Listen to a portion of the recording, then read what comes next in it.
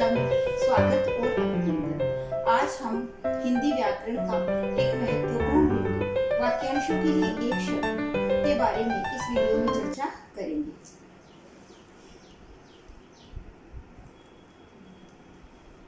वाक्यांशों के लिए एक शब्द, इसका वास्तविक रूप से क्या शब्द होता है?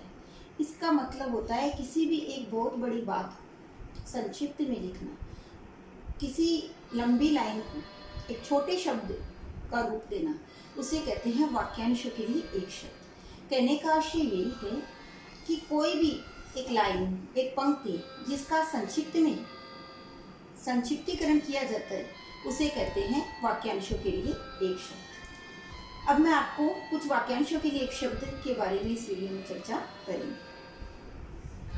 गुण व दोष का वर्णन करना, उसको कहते हैं समीक्षा।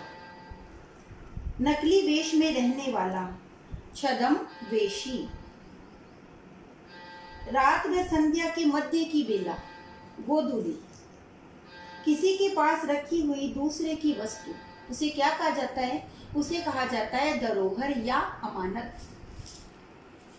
नाटक का एक भाग, क्या कहते हैं उसे? उसे कहा जाता है एकांकी। बिना पलकों को झपकाए देखना, एनिमेश। विष्णु का वाहन, गरुड़।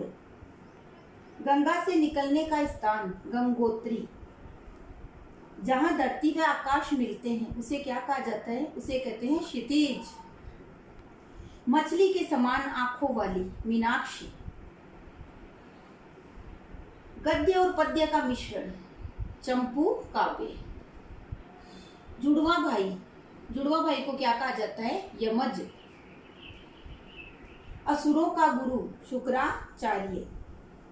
शिव का वाहन, शिव का धनुष क्या कहलाता है? पिनाक। प्रिय बोलने वाली, प्रियम वदा। इंद्र का आयुध, व्रज। जिसकी कोई उपमा न दी जा सके, अनुपम।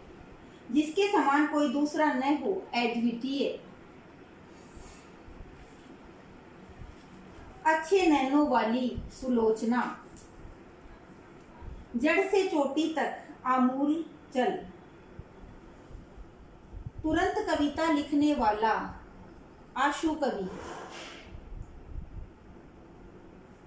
श्रेष्ठ नियम क्या कहलाता है? अधिनियम। स्वर्ग की सुंदरी, अप्सरा। जिसकी कोई उपमा न हो, अनुपम। जड़ से जो तथ्य सामान्य व विशेष नियमों के विरुद्ध हो, उसे क्या कहा जाता है? उसे कहते हैं अपवाद। कवि कनिष्ठ और मध्यमा के बीच की उंगली को क्या कहा जाता है? अनामिका। जो आदि से अंत तक हो, अधोपांत।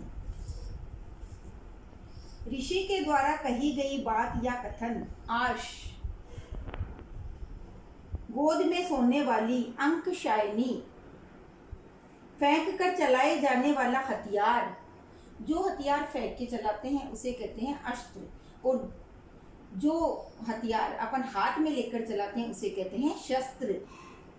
आदेश की अवहेलना करना क्या कहते हैं? अवज्ञा।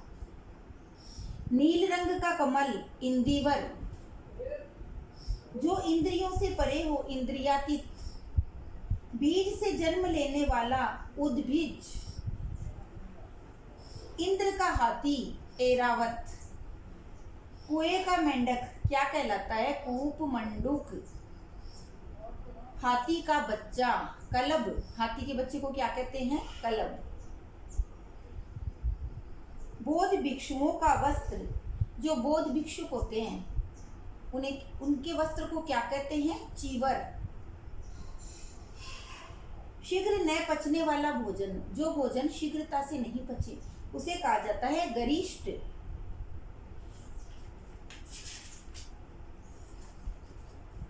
जिसके मस्तक पर चंद्रमा हो, उसे क्या कहते हैं? उसे कहा जाता है चंद्रमौली।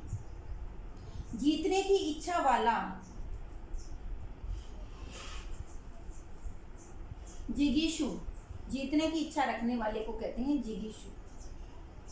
जिसका चरित्र खराब हो उसे क्या कहते हैं? उसे कहते हैं दुष्चरित्र। वन की अग्नि को कहते हैं दावाग्नि। अर्धरात्रि के समय को कहते हैं निशीथ। मांस रहित भोजन निरामिष। पशु जैसा स्वभाव वाला पाश्विक। जो पृथ्वी के योग्य हो पार्थिव। भूमि का पुत्र भूमिया। मोक्ष का इच्छुक, जो मोक्ष की इच्छा रखने वाला होता है उसे कहते हैं मुमुक्षु। समुद्र में जो आग लगती है उसे कहते हैं वाड़वाग्नि। दोपहर का समय मध्याह्न। घर छोड़कर संन्यास लेना प्रवज्या।